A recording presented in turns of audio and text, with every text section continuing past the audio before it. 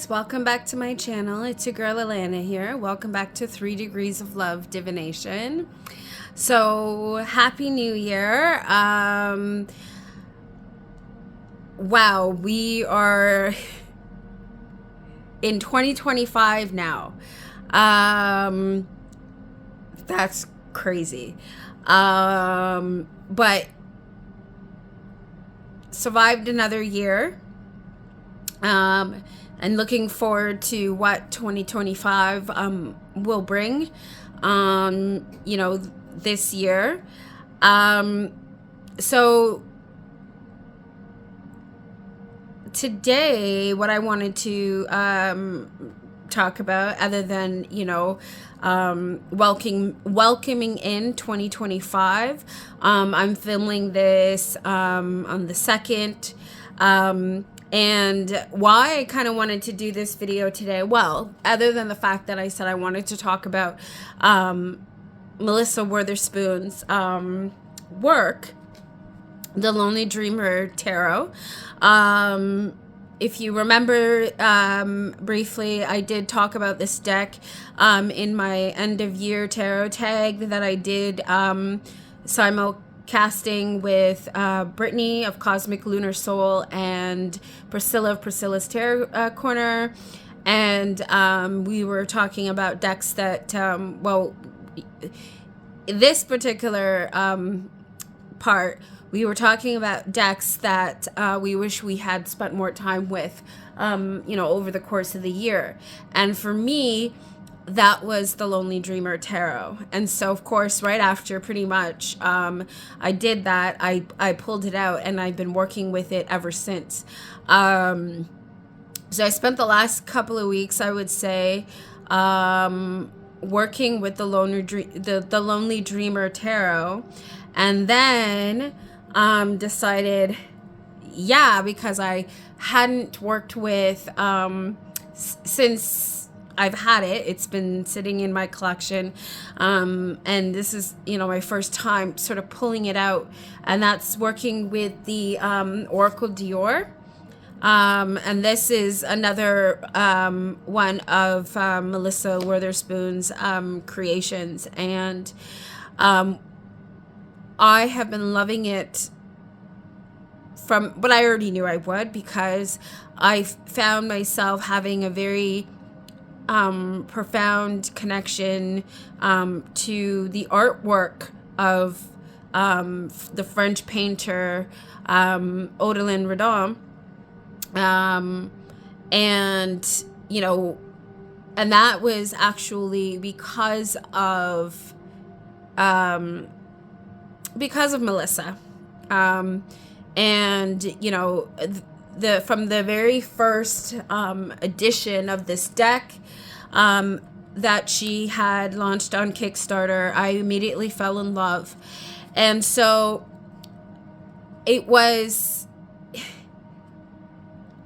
is actually a 2-part video, if you will. And the reason why I say that is because I was already planning to do a video where I wanted to discuss the Lonely Dreamer Tarot. If you remember in my last video, I did talk about that, but I was like, it needs its own video to really, dive in and for me to really share with you my experience and why I love working with this deck, especially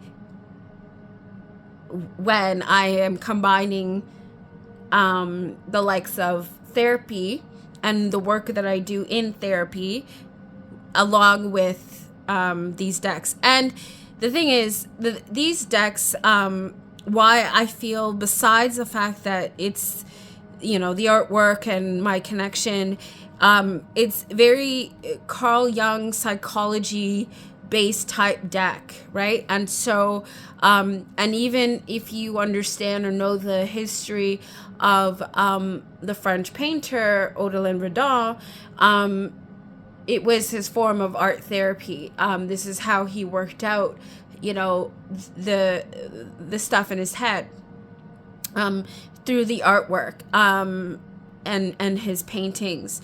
And of course, Melissa then, accessing the work and turning it into a tarot deck. And what a wonderful tarot deck this is. One of my favorites. And it came along to me, I would say, more in the earlier aspects of my tarot journey.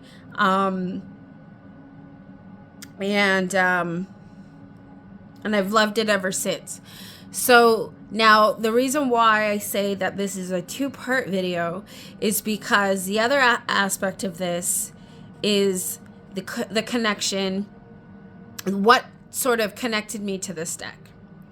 And that's the Hermit card. Let me just find it. Now I think I did show the magnet that I had in the when I was doing the live with Brittany and Priscilla, but I'm gonna show you the Hermit card, and as I'm finding it, I'm gonna tell you why this is a 2-parter. So the Hermit card, well, as you know, we're in 2025, and 2025 is, for those of you who tarot and understand numerology and things like that, this is, we're moving out of the karmic year 2020, or we've moved out of the karmic year 2024, and, we've entered the Hermit year. And so the 2-parter part of this is the fact that I felt like this was the perfect time to even sort of like it was like a match made in heaven, if you will. So if you remember Ange from Roots and Waves Divination, I also did a collab simulcasting video with her on Ange's channel, and you can check that out. And of course, we were talking all about mental health and talking about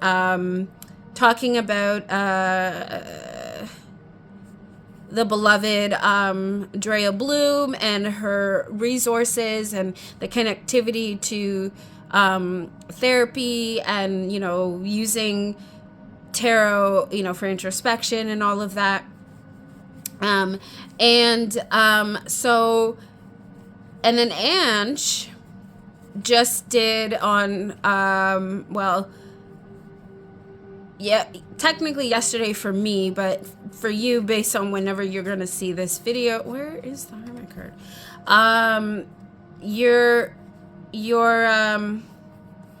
It won't be yesterday, but on New Year's Day, Ange premiered a live video, and talking about the Hermit card, the Hermit year, and this being, Chinese New Year, moving into the year of the wooden snake, and the significance of that, and what that means, personally for them, what they see that means for society, and all of that stuff, and self-care and practice, and right, and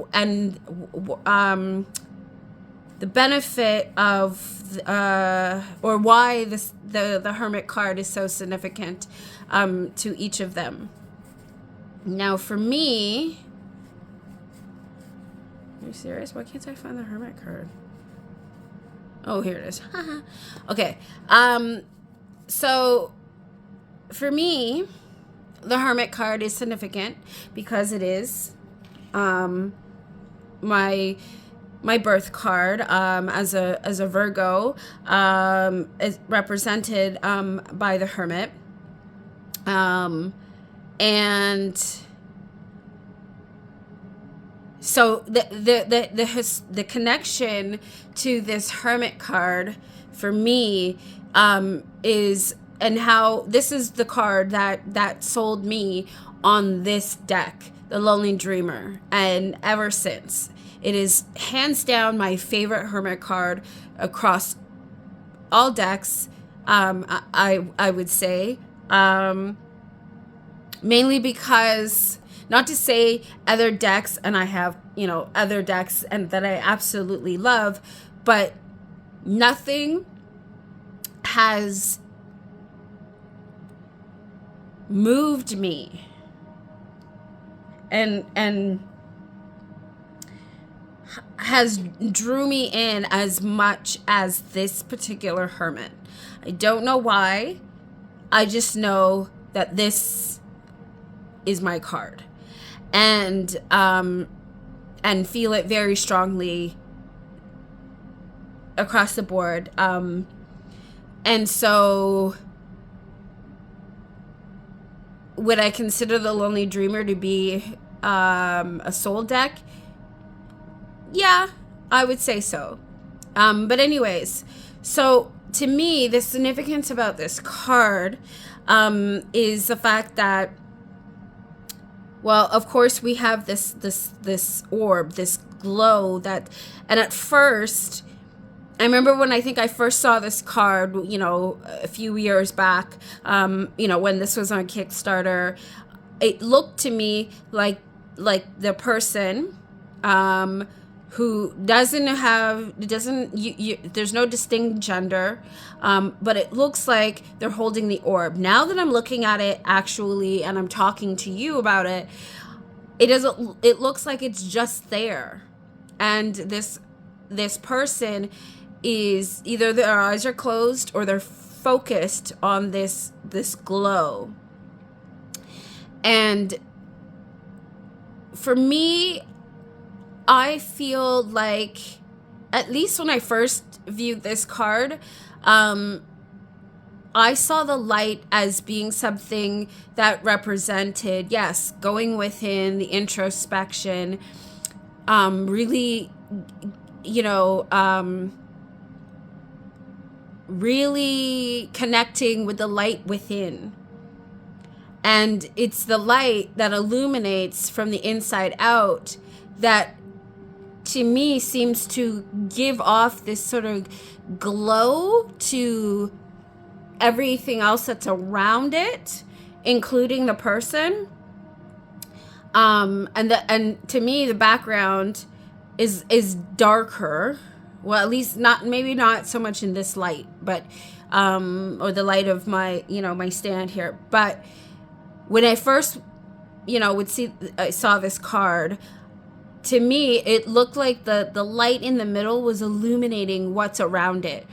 And even though the image is darker around this light, the illumination from the middle kind of gives you a glimpse to the beauty that is surrounding this person. And so that was, and of course, going through Dark Night of the Soul, doing my healing work, introspection, and really living like a hermit, and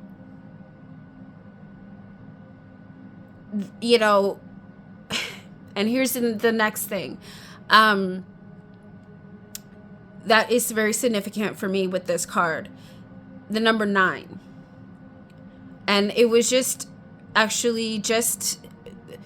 when I was watching Angie's video that she did with Elizabeth from the More Intuitive Me channel, and of course I'll have all of the links down below, but as I was listening to and I ended up watching the video twice, that's how good and the video that Ange and Elizabeth did, just, it was really wonderful. And it actually inspired me to then do this video that I wanted to talk about the Lonely Dreamer anyways, to now turn it into a VR to their video, if you will, and talk about the Hermit. And seeing that I'm a multi-deck girl, and I have several tarot decks on the go at this moment. Let's see, how many tarots do I have with 1, 2, Okay, so I have 4 tarot decks right now on the go. I have playing cards and I have Oracle as well. But, you know, and I would like to, you know, as I continue to go through, you know, pull out, you know, the Hermit card and compare them to the different decks that I've been currently working with. But anyways, before I get to that, yeah, you know, like I said, the 9 is significant for me because when I was looking back and, you know, reflecting, you know, even just yesterday, you know, and preparing to do this video, I was recognizing that this year in July, 2025, will be about 9 years that I've been, would say, living like a hermit, and in this sort of mode, and have been, and in the location that I'm currently at. Let's pretty much say that it's been 9 years, and that's, you know, after, you know, my tower collapse, you know, metaphorically speaking, my life, you know, all the downfalls that I had to endure, you know, ending my marriage and all of that, you know, and you know, moving, all of that. It's been about 9 years, or it will be in July. So the 9 is also significant in that respect as well for me. Also, you know, numerology, the 9 being, you know, the wish, technically the wish fulfillment card, the ending of a cycle, you know, and then there's 10. I'm born on the 10th of September as a Virgo. So, you know, there, Ange and I have that connection. There's 9 days between us. You know, so like that's a lot of 9s, wouldn't you say? But yeah, so this, like I said, this card, this particular Hermit card, and what the Hermit card sort of means to me, you know, another thing in the video they had, you know, we're talking about some of the other cards that you know, that they represent and stuff like that. And the other card for me is the Empress, as my life path number is 3, and thus the name of why, you know, 3 degrees of love. And so, yeah. So I'm a Hermit Empress, if you will, or an Empress Hermit. And I feel like, you know, these are such beautiful, beautiful cards. You know, the representation here, the Empress, the vulnerability, you know, the woman is nude in this image, and looks to be what seems to be surrounded by clouds or water, or maybe the blending of both.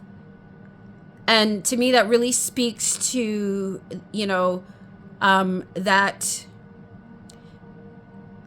connectivity, that vulnerability, that openness, that giving energy, right? You know, Mother Nature, and, you know, and the essence of all of that. You know, the Empress is grounded, but to me, in this card, the idea of groundedness here is the connectivity. So, like, as I said, to me, this looks like water and sky sort of colliding, and this woman is in the middle of that collide, right? It's and the impact that she's imprinting or impacting into how, you know, it all shifts around her. So it's that idea of grounding. But when we talk about grounding, and I remember, I think I heard this from another tarot reader, that sort of used this analogy, and I thought it was excellent, and it was like spot on. And then what, the piggies have to put in their 2 cents, and then of course they, they make it hilarious. The analogy was the idea that if grounding isn't just about your feet on the ground, it's not just about connecting to, to the, exactly as the word is, the ground. To me, it's about connecting to the whole, right?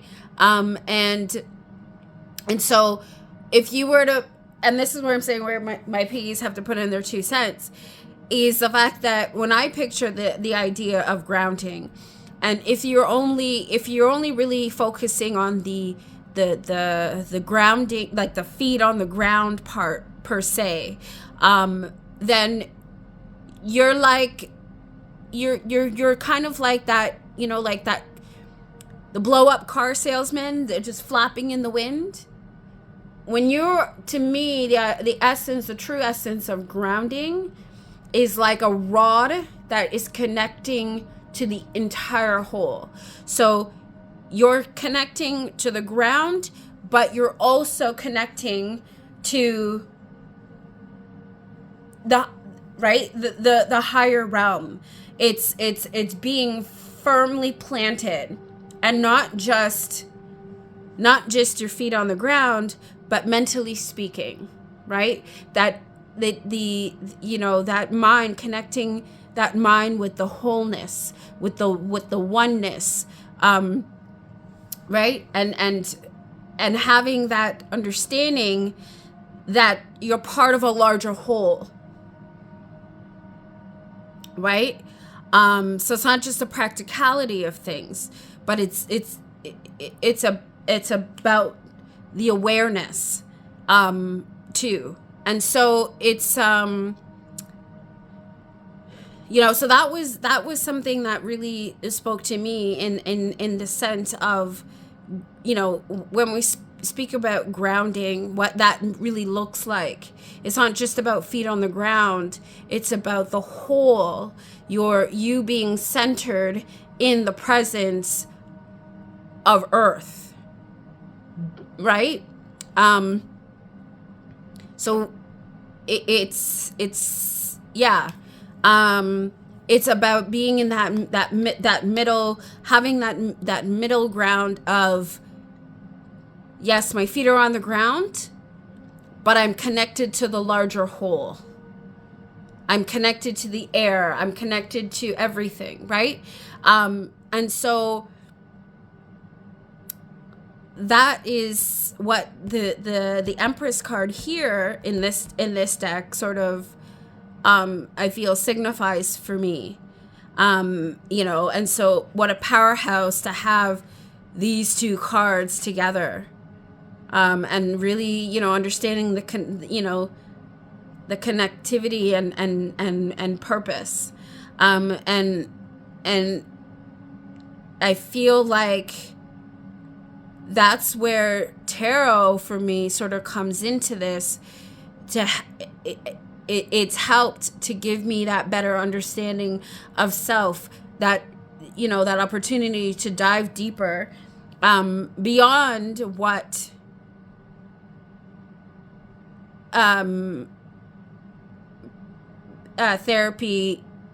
talk therapy, if you will, can do. And that's why that's where that led me into the idea of combining therapy and tarot, right? Again, as a social worker, as a mental health advocate, I, first and foremost, always stand, with the idea of therapy and the benefits of it. Introspection, yes, there's about self, but sometimes when you're in it, you're you're blinded by what you're in, right? You're consumed. So in order to really have a better understanding, you have to be able to take yourself out of that. And you can't do that. I feel like you can't do that on your own. You need an unbiased sort of guidance and perspective where that is concerned. And so that's why I always talk about, professional guidance, being a very important part to this journey, and everything sort of working cohesively and collaboratively to bring the self back together, if you will. And so, yeah, right. And of course, loving working with the Oracle Dior and this together. So I'm just gonna shuffle. I'm gonna pull one card from this deck. Oracle Dior.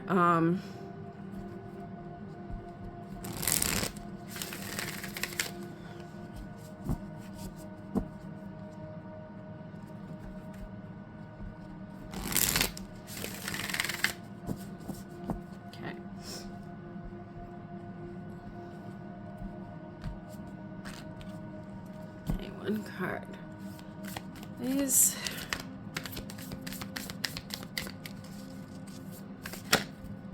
Okay, well, we got two. Radiance and willfulness.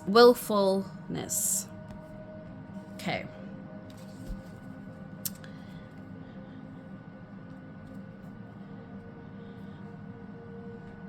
And then, let's see.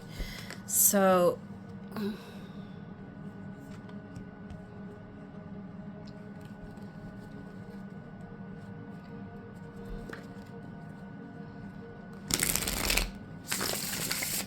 Now, the Oracle Dior does come with a larger guidebook, and that is sort of co-written with it's Melissa Witherspoon and Tora Matthews, who did the bigger guidebook, and it's called Unearthing Radon's Gold. So yeah, and it is fantastic. I'll show it to you in a minute. But yeah, so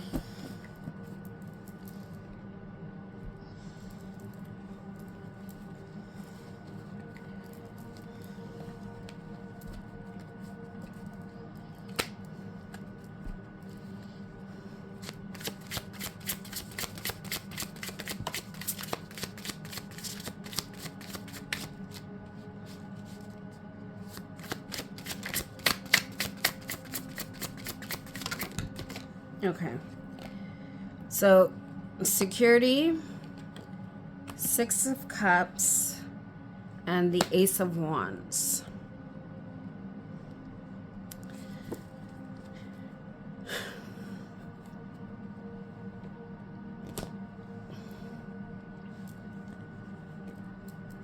So, it's almost like we have, well, I would say all of Melissa's work, actually, I would say sort of speaks to, for me anyways, it's all of it, I feel, has that very shadow work sort of vibe and aspect to it.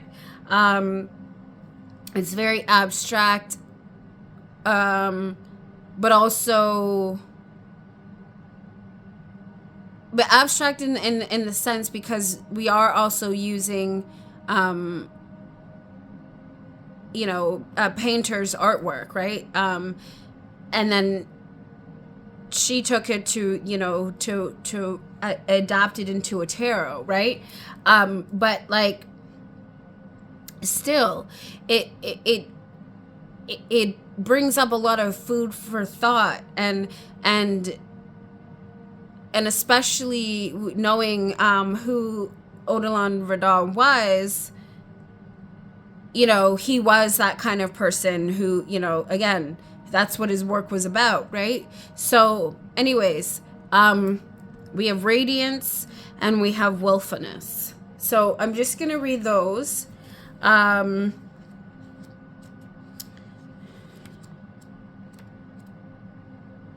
Radiance.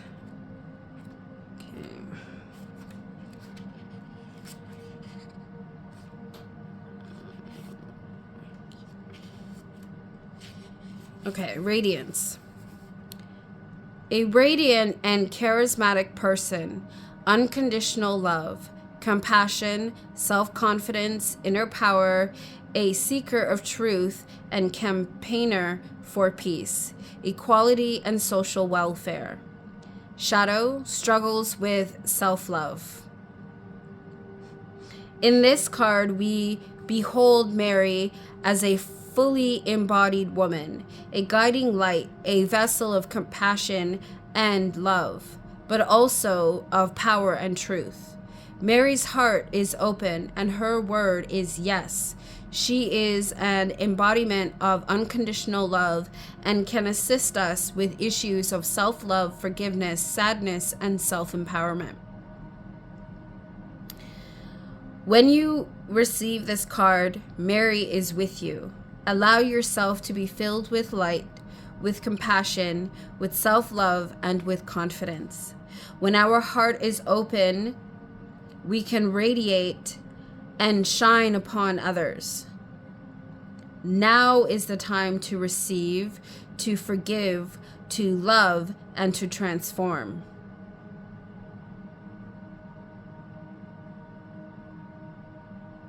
I love that. I absolutely love that. And would you believe it? Radiance card, it happens to be on page 82. If that's not another synchronicity for me, I would even say for even Ange, because we're born in the same year, 9 days apart. The Hermit card. Hi, Ange. I love you. And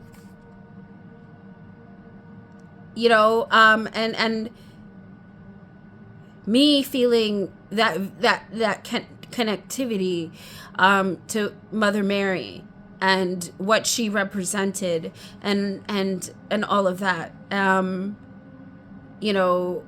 all about love. I'm all about the introspection. I'm all about understanding, and I'm a Hikoya empath. My life purpose is about love, acceptance, community. It's everything I stand for. And so, anybody who takes on the role to be an advocate for others, who will who does the work of helping others and serving their community, and is an advocate for equality and integrity, right? And it's and if you're not, this is the year to go in and do that introspection, to hermit yourself so that you can align with your truth, right? You could have the willingness to radiate to radiate. I was about to turn the cards over like I was about to show it to somebody out there, but there's nobody else here except me and you.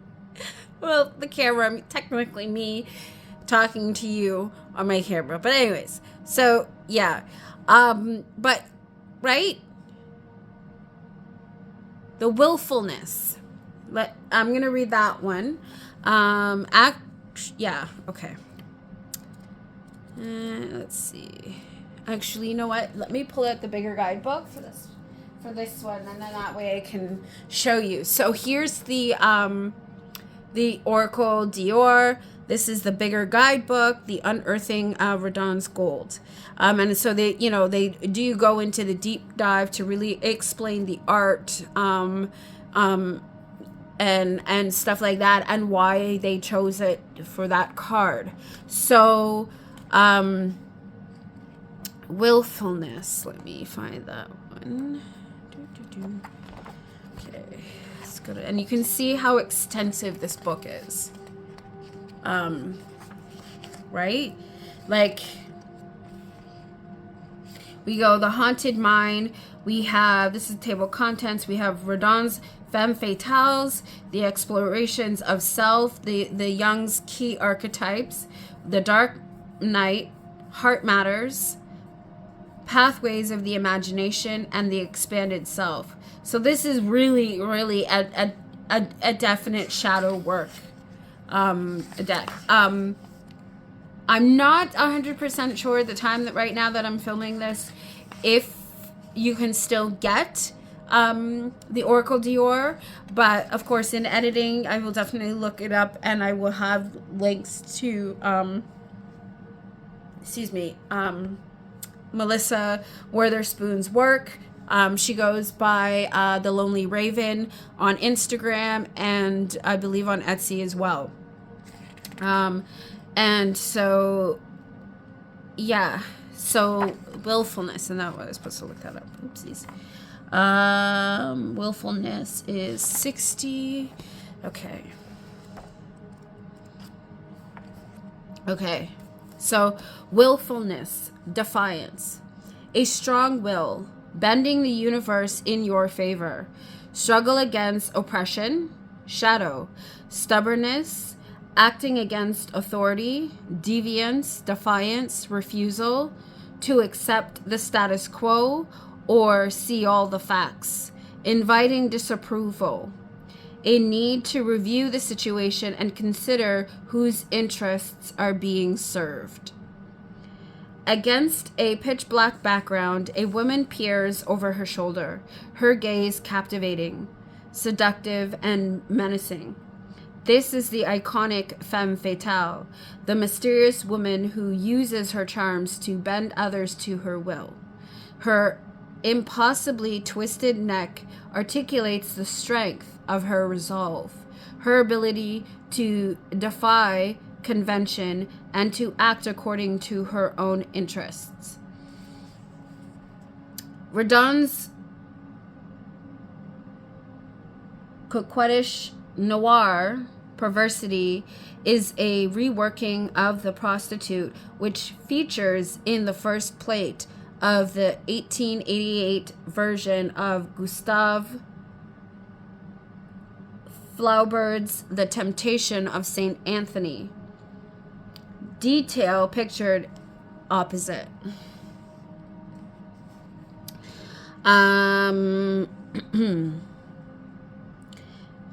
Flaubert's prose poem, completed in 1874, offers a contemporaneous version of St. Anthony's trials, where he is tempted by differing religions, superstitions, scientific revelations, human flaws, and perversions. As Fred Lehman explains, the novel came to embody many of the desires and fears of the fin de siècle, escapism, misogyny, sadism, and so forth. In Redon's later rendering of the prostitute figure, the term perversity relates to the deliberate desire to behave in an unreasonable or unacceptable way and is synonymous with the terms contrariness and willfulness.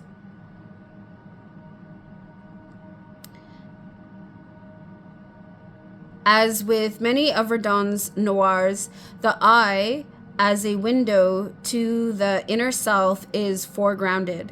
The prostitute's glare is active, ardent, and insists upon fixing the viewer's gaze in order to appeal to their subconscious desires. In this way, the image becomes extremely personal. Depending upon the recipient of the stare, willfulness will convey different meanings. For instance, the woman may represent an object of sexual desire, a deviant, a test of the will, or a strong and willful personality who is able to bend the will of the onlooker.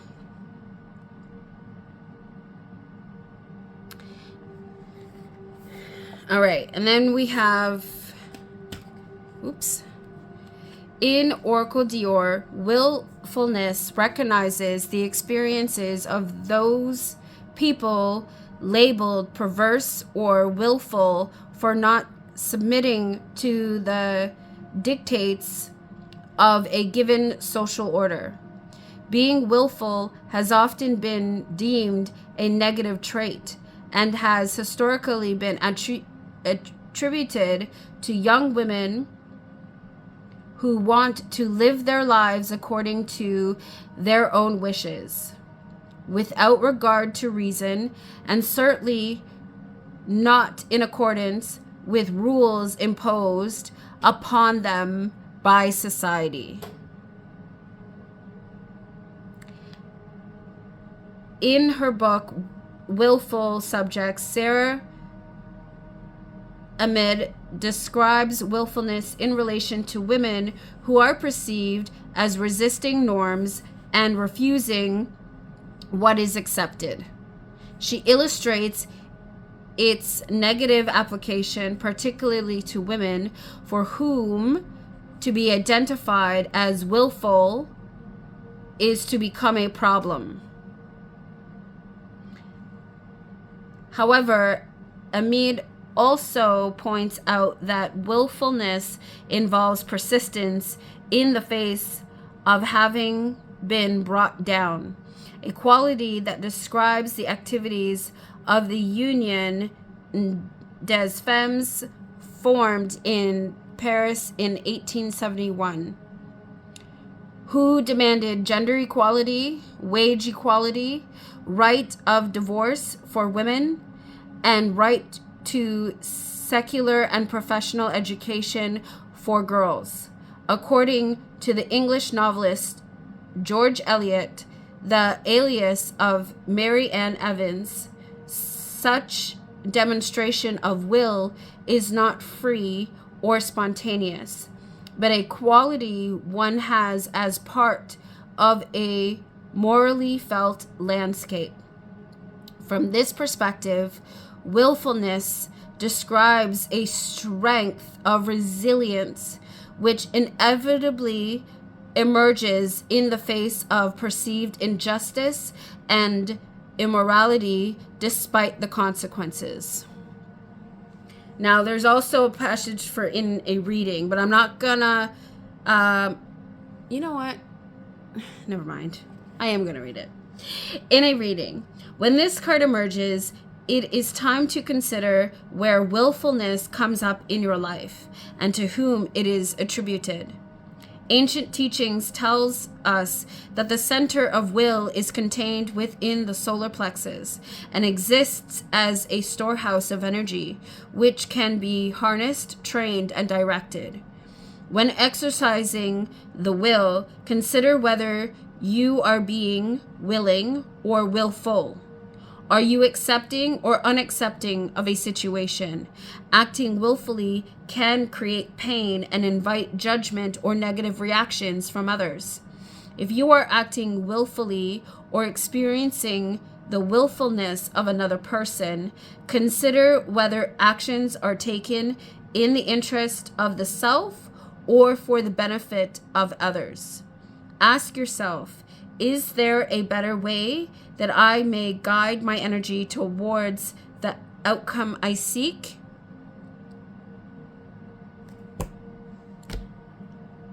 So this is why I love The Lonely Dreamer and I love Oracle Dior. Why I love and fell instantaneously in love with Melissa Witherspoon's deck. And why it's just so in alignment with, you know, what I've been doing, you know, for the last decade of my life. What I know has been my purpose, now has been my purpose all along. And I had always been sort of working towards achieving that. I burnt myself out doing it, mind you. I got abandoned along the way. But I've come a long way in 9 years. I've had to. And, you know, and so sort of reflecting upon that, you know, as I was closing out 2024, 2025, this is a hermit year. I am a hermit. I have had to be that. And the benefits, the things that I've learned about myself, that I've been learning about society, that I've been learning about other people, my family, it has been a lot. But you can only do that when you slow down. I had to be thrown into it. I literally had to break myself for me to do this work. I didn't do it on purpose, mind you. I didn't break myself on purpose. It was something that, because of my nature, because of the work I chose to do, it was something that was inevitable, but it was something that needed to happen for me to really appreciate and respect myself, because I wasn't doing that. I was allowing the willfulness of other people to dim my radiance, and I did it again, to dim my radiance. But now I know better.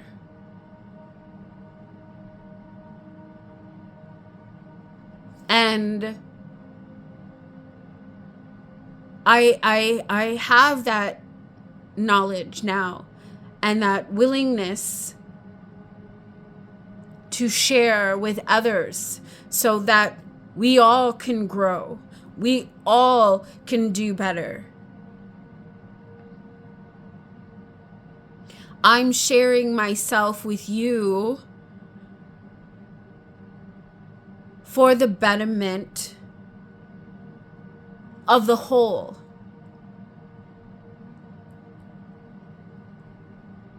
Because to me, our world is in crisis right now. We are all in crisis. How do we fix that? Has to start with self.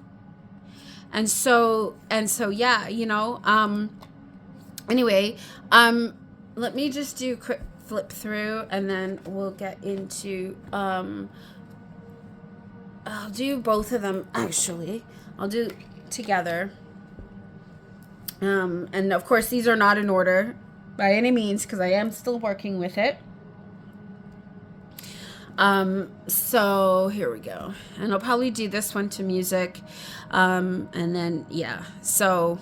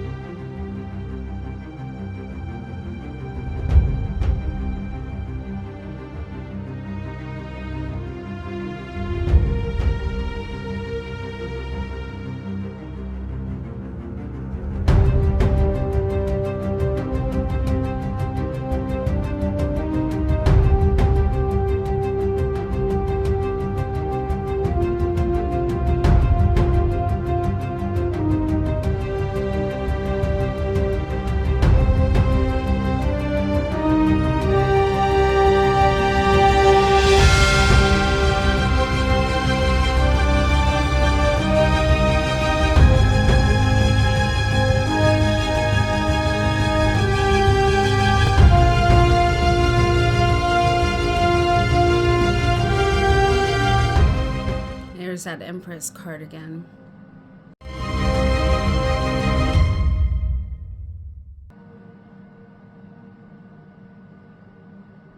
And we have the Star with the wheel, which to me, wish fulfillment, karma, right, is changing. Wish fulfillment.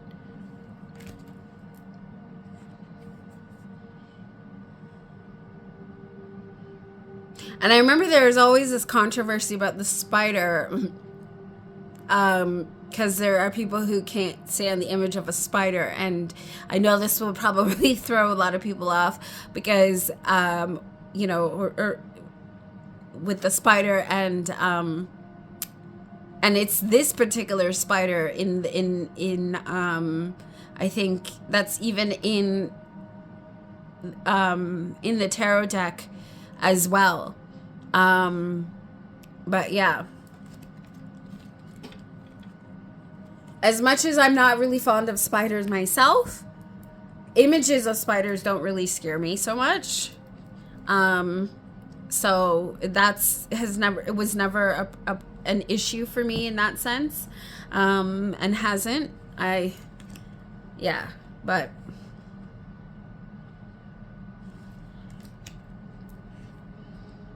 and I love that perspective, the moon.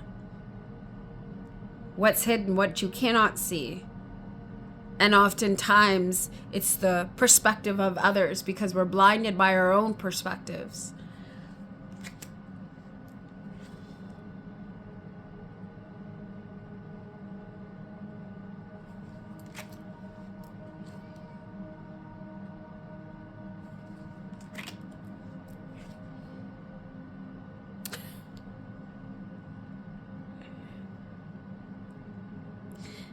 And then we have the heart.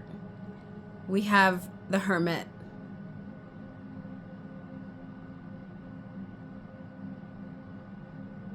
Doing that introspection, as you can see here in the heart card, this figure is actually inserting their hand into themselves to take hold of that heart.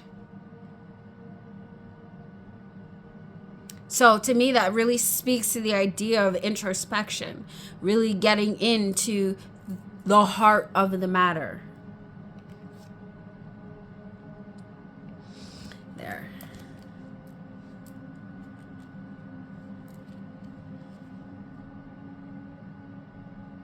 Passage, searching for a new way forward, perhaps.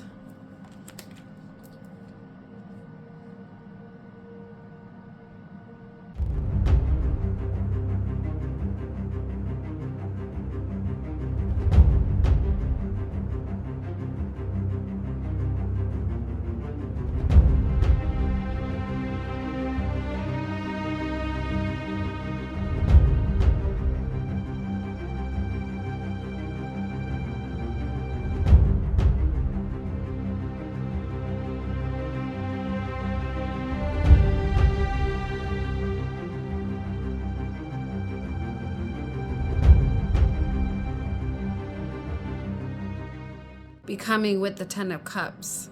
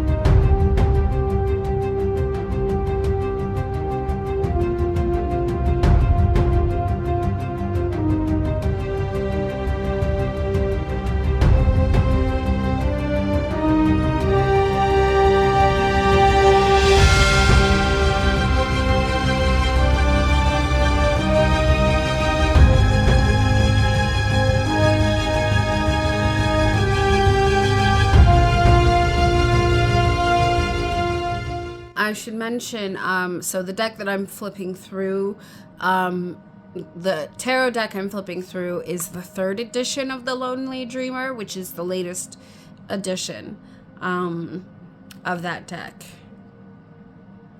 And as I said, I do have the other previous editions as well of this deck.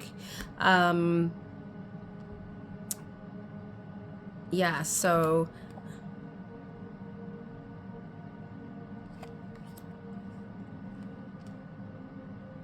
and I guess if you want to see like a comparison video, let me know, and I will pull them out. But for the most part, I think each edition pretty much was the cards for the most part were the same. I think there might have been 1 or 2 changes between, I think, the 1st edition and the 2nd edition. But other than that, the cards are the same. And the only thing is the additional cards are different.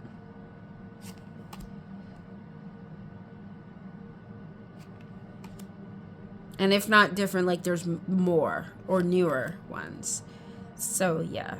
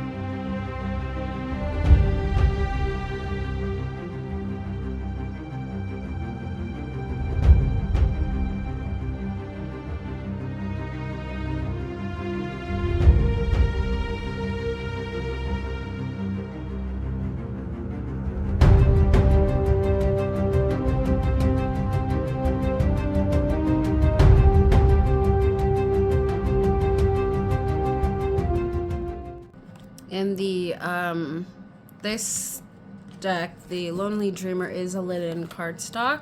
Actually, all editions of the Lonely Dreamer are linen cardstock. But the Oracle Dior is more of a sort of rose petal finish with sort of gold-ish and silver sort of embellishing, embossing, if you will. I'm not quite sure but the actual term, but yes. Yes, all throughout the cards. So as you saw. Yeah, so, you know, that's the Lonely Dreamer and the Oracle Dior. But just to take a look at now, again, the, you know what, let me, hold on. The Hermit and the Empress, since that's my card. So, where are you, Empress?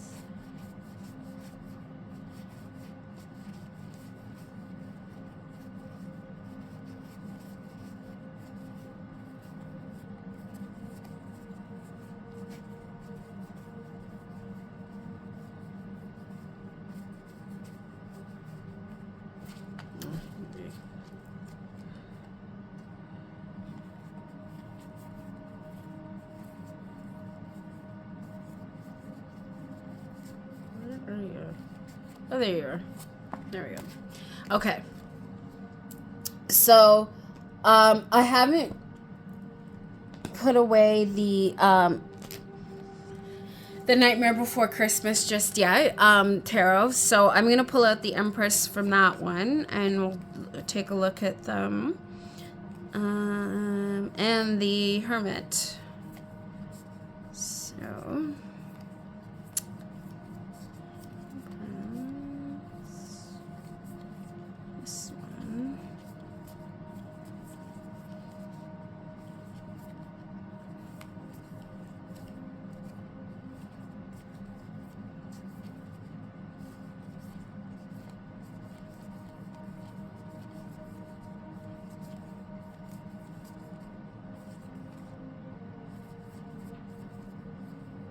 Okay, here's the Empress. Where's the Hermit?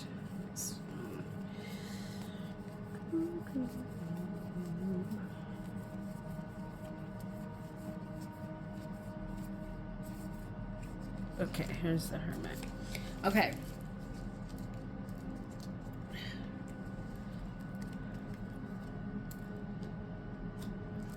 Okay, so as you can see here, well, of course, here's the Empress and the Hermit from the Lonely Dreamer, and then we have the Hermit and the and the Empress in the Nightmare Before Christmas, and so I'm laughing because I'm looking at the Hermit or the Empress in the Nightmare Before Christmas, and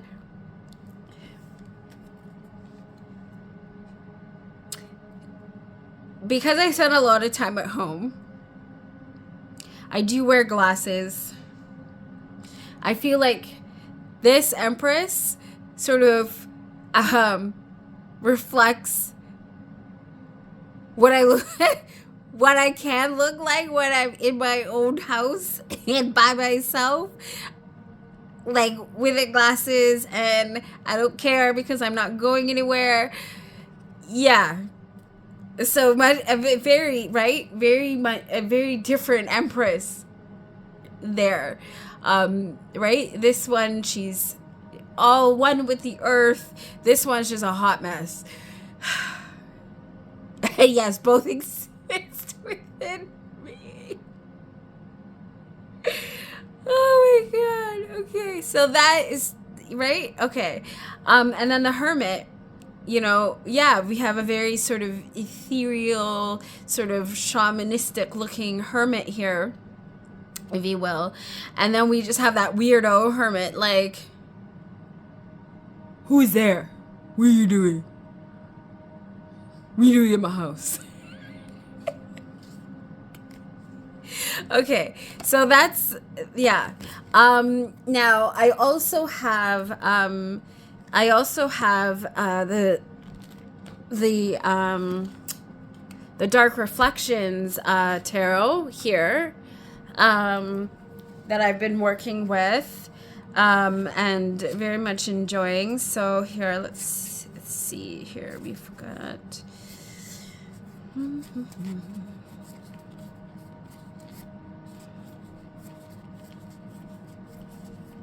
okay, there's the Hermit.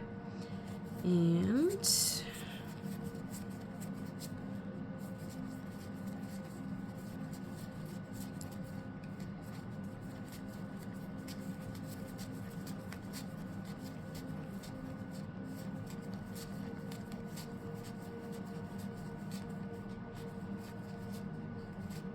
here's the Empress. Okay. So in this deck, we have, okay, so we have the Hermit, and the Hermit is like this sort of old shamanistic sort of, here we have the, which is strategically placed because it's in the sky, but it's actually part of the staff, and that's technically the Star of David, right? In the sky, that is illuminating, but is part of the staff, so to speak. Or seems to be part of the staff, if you will. And that idea, what I was saying earlier about that, that sort of grounding aspect, that, being on the ground, but also connected to the stars, to the full of our planet. We're not just feet on the ground, but we're connected to the stars in the sky as well, right? We're connected to the ethereal, So, and that's what I get from this card. And kind of looks, the scenery in the background looks like, to me, biblical times, if you will, like a person from biblical times. Right? But that sort of masculine presenting,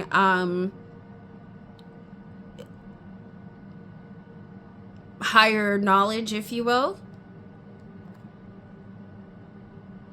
So, yeah. And then the Empress here,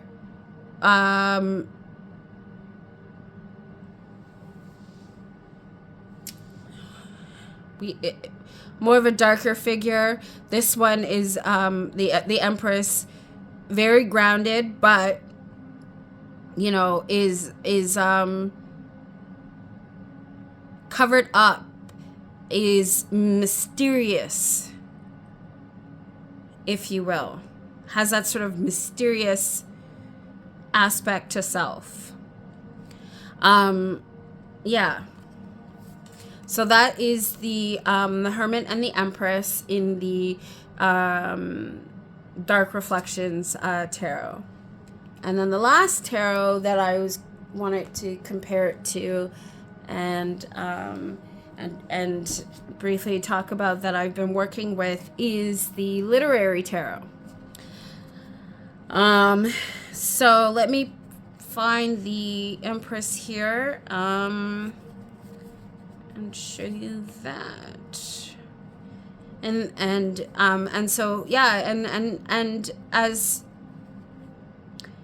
you know, talking about, you know, doing that introspection, with the introspection and how that sort of relates to, you know, the new Chinese New Year coming up as we're moving into the year of the wooden snake. It's that shedding of the old, shedding what doesn't serve us any longer, the habits, the behaviors, the things that lower our vibrations and take us away from our truth. Here's the Empress, right? And so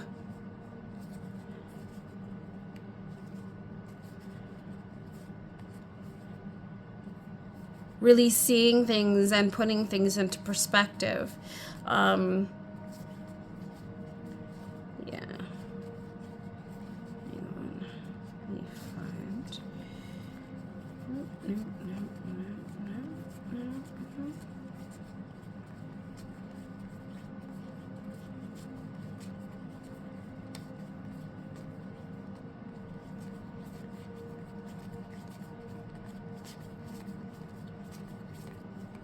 Here's the Hermit. Okay. So, here we have the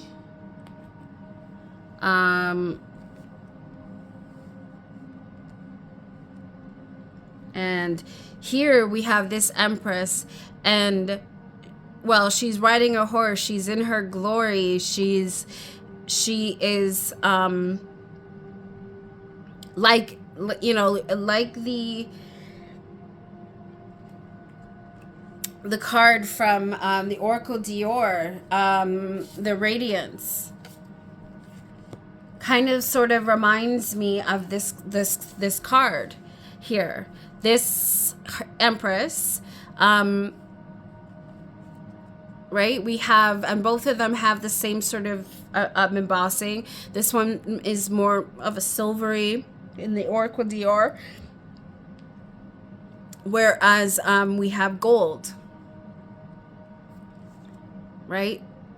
So radiating excellence, radiating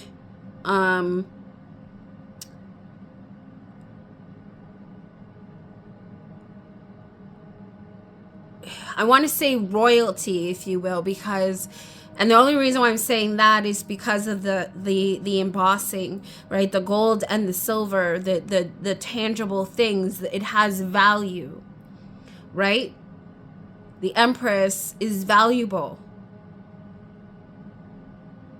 One with the earth, right? Having that connection to, you know, our Divine Mother, and remembering that,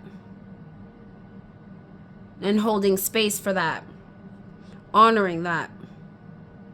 After all, as I always say, we come from the earth and we go back to it.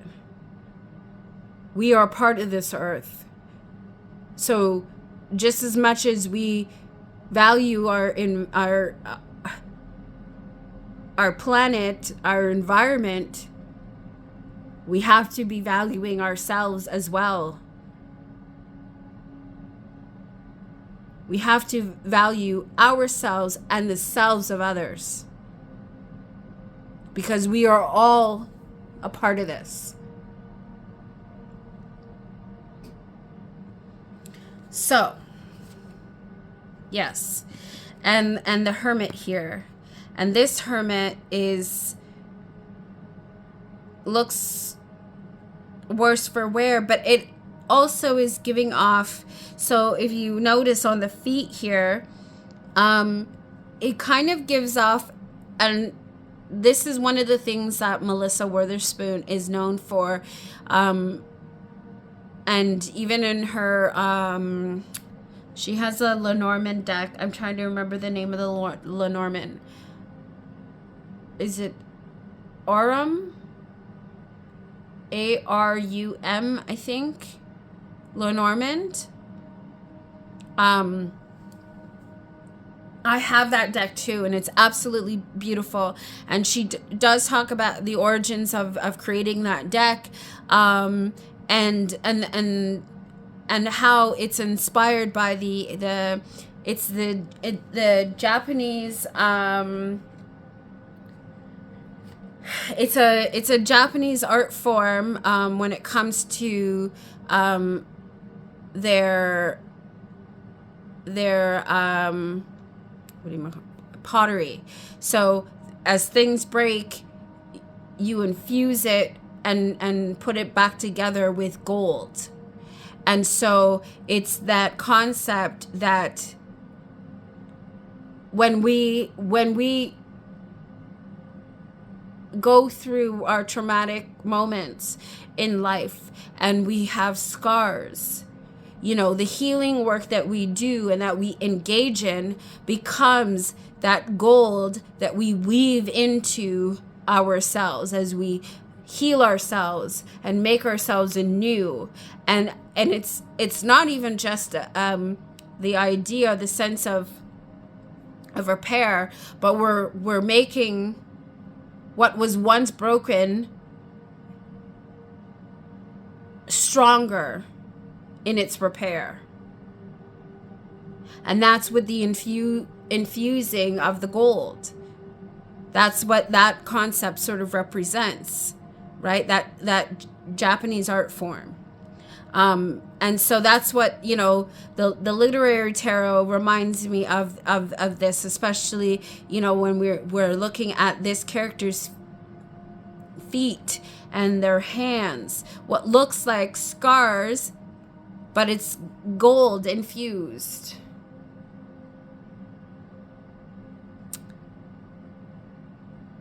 It's due through the introspection that we mend, we heal.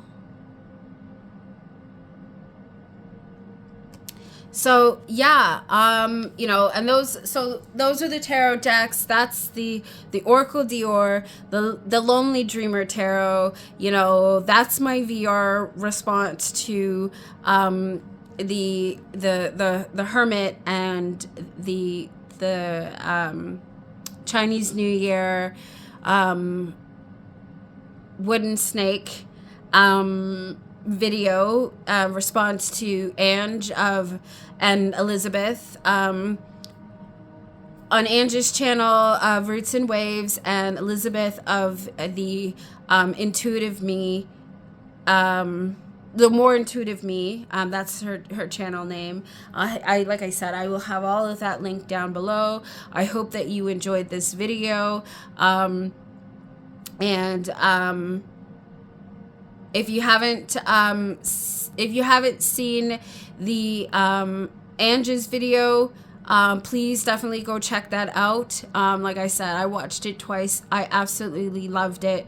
And of course, you know, I feel like I will even take this time to announce that, because we're in January, and as this is a new year, and I have been doing the hashtag Bell Let's Talk, you know, this would be the fourth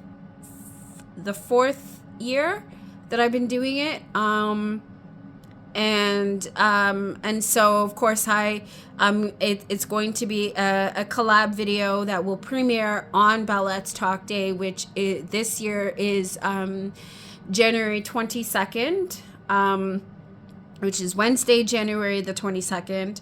And I will be premiering the video and having a live chat. So I hope that you will be there for that. In the live chat, the video, of course, will be pre-recorded. And just because my piggies can't contain themselves, I'll give you a little bit of a hint. One of my guests that will be joining me on this collaborative chat this year is, of course, no other than Ange herself, from Roots and Waves Divination. I'm really excited to have her be a part of it. And there is someone else, but I'd rather keep that as a surprise. Just to give a little bit more of a suspense. But this year it will be the three of us getting together to talk about mental health, you know, why it's important for us, how we combine tarot for ourselves in our practice, and whatever else that you know comes up for us in the discussion. I usually try not to do too much planning for that. I like things to sort of flow organically where that is concerned. So definitely look out for that. And I hope that you enjoyed my content. Will like, share, and subscribe. And as I leave, you know, with you all of this today, thank you for being here and for watching. If you made it this far in the video, please make sure to comment down below and let me know your thoughts, and whether or not you have any of these decks, if you work with tarot, and if these are decks that you would even consider, you know, grabbing. You know, even let me know what maybe your favorite Hermit card or Empress card that I've shown you today, you know, and from which deck, you know, happens to be your favorite. So yeah, let me see here. So we've got the Hermit, and that's the Hermit, and the Empress, and the Empress and the Hermit from the actually and this should go this way. There we go. Yeah. So let me know what your thoughts are, guys. And as I always say, I am love, so are you. Take care of yourself and each other. And while you're at it, don't forget about me too. I love you so, so much. And as always, until I see you next time, always live, listen, and learn. I love you. Bye.